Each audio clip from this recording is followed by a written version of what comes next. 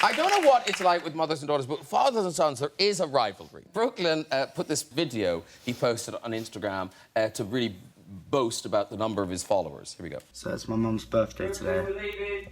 Okay, I just reached 1 million followers. I've got 52.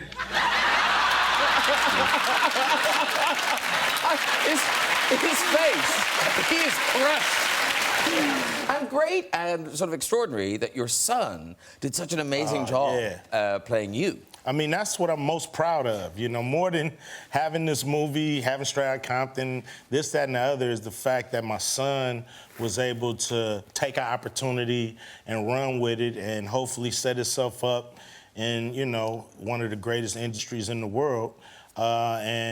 You know, I'm so proud just as a father. And, oh, yeah, you know, it was a movie about NWA, too. You know, that... But also something, like, how much did he know? Like, when he was doing scenes, was he kind of like, you did this, Dad? Yeah. In the hotel rooms, you know, some of them scenes, he's like, man, y'all took guns? Y'all did, man, y'all was doing the most. Like, yeah, those was your favorite scenes, too. But he did know it. I mean, because how old was he when he knew the lyrics to Straight Outta Compton? Oh, they was young, man. You know, my kids is 2, 3 years old. I mean, it's playing all the time. And, you know, they would rap it and censor themselves, you know, just... They would, like, rap the lyrics Straight Outta Compton, crazy name Ice Cube from the... with attitude. Not all the profanity, you know what I mean? So it's just funny. And now, you, Laurie, you've got kids, but none of them have followed in your footsteps, No. No, they haven't. I mean, they do they have proper jobs? They all did. They have proper jobs. Yeah, Oh, yeah. yeah. They all did a bit. They all tried it and were good at it. Actually, I thought, but didn't want to. I just think it's an amazing thing to think of your son doing this because you know, most men are in some version trying to play their father anyway. Mm-hmm. You know, either imaginary or real. They're trying to sort of play the role of their father until they find out. You know. If they ever do, some don't, if they ever find out who they are. I think that's just an incredible thing. I mean, I had this is a very sort of mild version of it because I spent almost 10 years playing a doctor, and my father was a doctor, and I felt like I was a fake version of what he really was, and I felt I was sort of constantly guilty about that. Because I think a lot of men do actually grow up feeling like that, feeling like fake versions of their own. And until you hopefully get to a point where you can think, well, I am the real thing in some form. Yeah. You know, whatever it is, it's real. I knew nothing about this movie, Made in Italy, and I just thought, oh, thanks a lot. No, but I thought it was going to be a Bang Bang Shoot 'em Up thing, and it's so not. It's such a special movie. I don't think I've ever seen this before, where you've got two actors kind of portraying an experience that mirrors their own lives so closely, because of you lost your mother, you lost your wife when Natasha Richardson died. Was it 2009? So, but this wasn't written for you. No, it was written by James D'Arcy, who's a wonderful British actor, first-time director, who went through a similar emotional experience when he was younger. Sent me the script. I remember reading it and thinking, oh my gosh, this is a bit near the knuckle. I felt a churning in my gut, but I thought, gosh, it would be great to do this, and it would be great to do it with my son. He's a little bit too young for it, but... And Mihal, do the two of you kind of sit down and have that conversation of kind of going, are we comfortable with playing these emotions out in public? Yeah, we did. We had a conversation over the phone, and, like, just so odd how it came, and it was 10 years after Mom had passed, and that year also we had to sell an old family home where she grew up and I grew up. So it kind of hit a little extra harder for us, you know. Is it true, Mihal, they made you audition to play Liam's son? Yeah, kind of. I felt like for my own dignity, it was good that I auditioned for the director and not just have it be like, yeah, I want my son to play this and that's that. So Was that co-pursuit? No, that was for this one. Well, that's you auditioned. Yeah. I didn't know James, yeah. Well, I'm glad we're talking now. Can I ask a question, Mihal? Having worked in a family business, how is it working in a family business? Woo! You know, it's actually all right. I mean, honestly, it was kind of traumatizing at the age of 5, seeing your dad get sliced in half by a lightsaber or blown up in some crazy factory explosion, and also kissing somebody else. That I always thought that was like CGI as a kid. I thought it was some like weird Hollywood effect. It wasn't real until I came the age. I was like, oh wait, yeah, that's actually part of the profession. Okay. Now, because Justin, obviously you were in Shrek before this, but is it different making a movie like this now that you're a dad? Thinking Sure. He's amazing, by the way. Oh, actually, I think you posted a pic of you and him. Do you mind if we show the pic of you and him? It's adorable. I feel like I don't have a choice. Oh, well, we can cut it out afterwards, but it's so obviously cute. you can. How cute is he? Silas, yeah. Silas. He looks nothing like that anymore. They grow... I really thought you were going to say nothing like you. And I was like, I will don't say say thank that God on TV. for his mother. I will say that. But he's actually seen the movie. Oh, has he? One of the perks, baby. One of the perks. Does he know it's you? Because he you doesn't- sound really different. He doesn't know that I'm playing Branch, but he knew Can't Stop the Feeling. Okay. That was sort of the first thing that, you know, I think I don't know that he actually registers what it really means or what it is. Or his dad wrote it. And... Right, exactly. But, you know, he's like Poppy sad. Oh, that's my Poppy character. sad. That's not him. Yeah. You know, you know, the movie ended and he was trolls again. And I was like,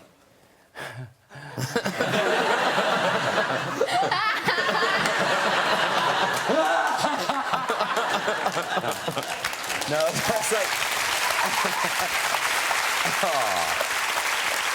but it's like, you know, it's you know, watching him learn something every day it's crazy. It's really, they teach you so much too. Ben, it sounds like your son is very excited. Because how cool, like his dad is Batman. Like, how old is he, 4? Yes, he's 4. He's 4 years old. So does he kind of think you are? He actually, not even kind of, he believes that I'm Batman. I've kind of set a sort of a trap for myself because I showed him some of the clips and the stuff, and I told him, yeah, you know, I'm Batman. And so now he thinks, like, his dad is Batman. You know, truly. And now when I go out of the house, he says, are you going to the Batcave? And I have to tell him, yep, going to the Batcave. I'm sure that, you know, it's going to come back to haunt me when he's in therapy. Going, like, he lied to me! Batman! Peter Clay, it's... What's the thing with the UPS guy? It's not the UPS, it's the FedEx guy. You know, I don't know if in this country Federal Express has the same color combination. There's a sort of purplish tint to the uniform. Yeah. But in the United States, they have this purple color, and so my son thinks the FedEx guy is the Joker. And so every time he comes to deliver a screenplay, my son tells me, you know, like, Dad, the Joker's outside. And then he wants me to go fight him. So I have to go through this whole ritual where I go out, I give the guy $20 to do like a pantomime kung fu Adam West fight with me, so my son will still believe I'm Batman and I can beat up the Joker. I think the guys draw lots to not have to deliver scripts. But didn't you give the best birthday party, though? I did. He wanted to have a superhero party, you know, and that's usually where you pay some guys who dress up like on Hollywood Boulevard as various superheroes, and they come and do a pantomime thing. And I said, sure, no problem. And he said, Dad, I want you to be real Batman. So I said, okay, I'll be real Batman. And I called the studio and asked them if they would give me the real costume, and they sent costumers over, and it was 10 in the morning, you know, it was really hot, and I put the outfit on, it was broad daylight, and you know, Batman's sexy at night. He's not that cool in 10 in the morning when you're sweaty and hot. And I was prepared for it thinking it was a lot of little kids. But then I realized they all brought their parents. You know what I mean? So it's sort of like being on this show in broad daylight in my Batman outfit with my scary voice. And I came trundling out there. And I walked out, I saw the look on all these adults' faces, kind of going, wow. Batman! Yay.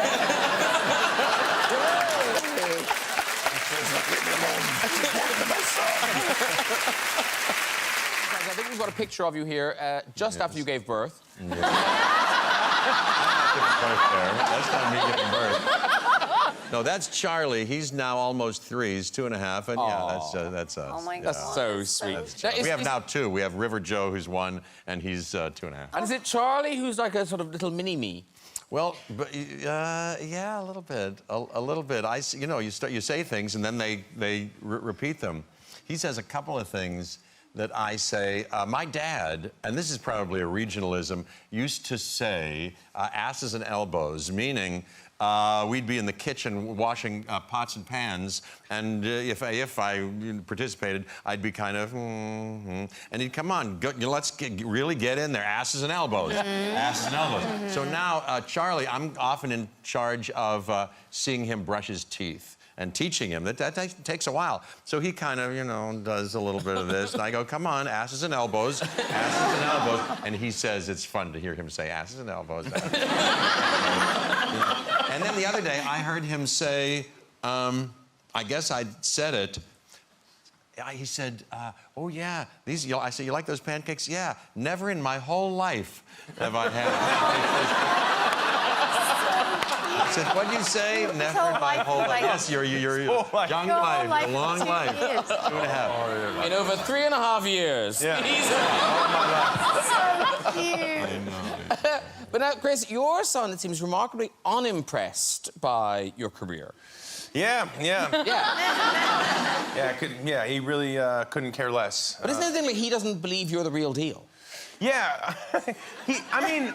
He's now, you know, he'll say he's 5 3/4, and he went to Universal the other day, Universal Studios in LA, theme park, had a good time, and came back, and he said, hey, Dad, guess what? Today, I saw the real Owen. Because, like, there's this guy at Universal who dresses up like my character from the movie, and the dinosaurs come out, and he's like, does this thing, and the kids, he's like, That's so funny. I saw the real one, Dad.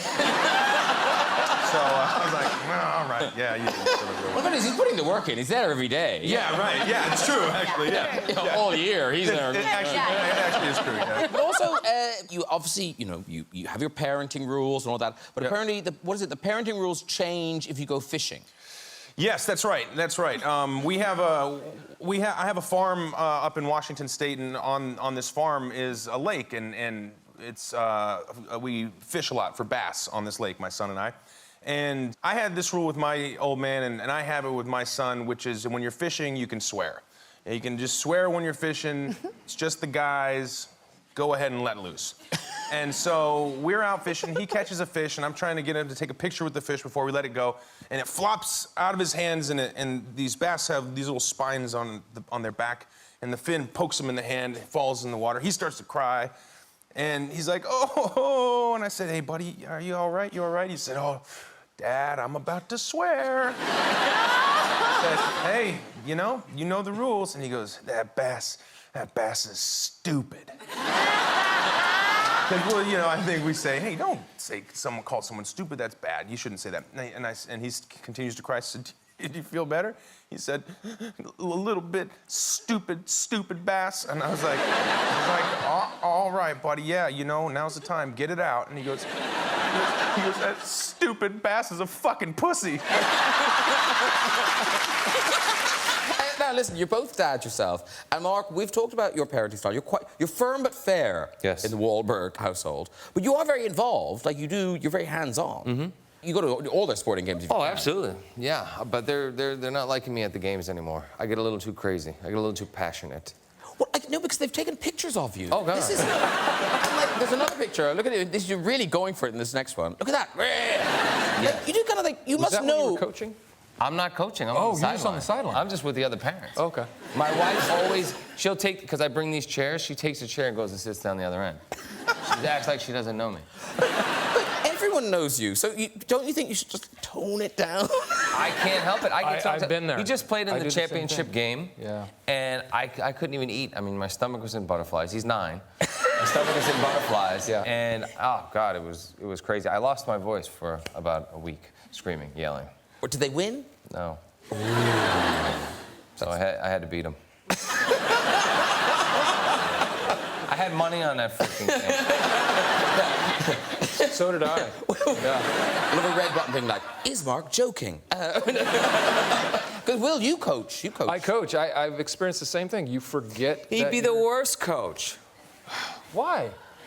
Because they could be down 20. Don't worry, guys, you're doing really good. You know what? There are a lot of positive things happening. Why are you crying? It's okay. You learn more from defeat than winning. Have you ever said that out loud, Will? Sadly, that's exactly my strategy. Yeah. No. But I did have a moment where I was screaming at my oldest son, who was 10 years old at the time, and I was like, Magnus! Magnus! Magnus! And he stops in the middle of the game. He's like, what? And I realized I had lost my mind, and I just said, never mind. Just try to get closer to the ball. But it's hard. It's hard to not get wrapped up in the excitement. And also, it must be hard because, like, everyone must recognize you at a game.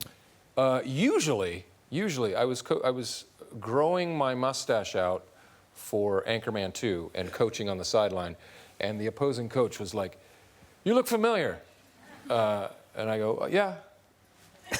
And are you that actor? I'm like, I think so. And he said, "Is that mustache real?" I said, "Yes. Why would I be wearing a fake mustache at a kid's soccer game?" It's happened. Honey, hold on. I got to put my fake mustache on so that I'm unrecognizable. Now, children, listen. This should be a lesson to you. Never Google yourself. Jaden, you don't need to Google yourself, because to humble yourself, you just need to do the red carpet with your father. Oh, no. Yeah. Like, you are so mean to that boy. on the red carpet. Oh, no, look. Look at that. Yes. Jaden doesn't think so. And that might be cute. This one is just mean. Which one is this? Listen, that's just me trying to counter the Googles. No, but I really, I'm just so proud of him, and I just want him to feel the affection, And it's true. I mean, there is a thing where I know you were like, but when No, sorry, no, I'm just like, come on. Yeah. Come But on, you do Jaden. get to an age where you start to embrace that your parents dote on you. I know that from when I was a teenager, I was like, but now I can't. I lap it up. I love it. So, Jaden, just take one, because you've been fighting me the whole press tour. Just take one. What? Just take one. I just want to Take kiss one you. what? I want to kiss you and just say, Jaden. Just keep a smile. Just keep a smile. Just keep a smile.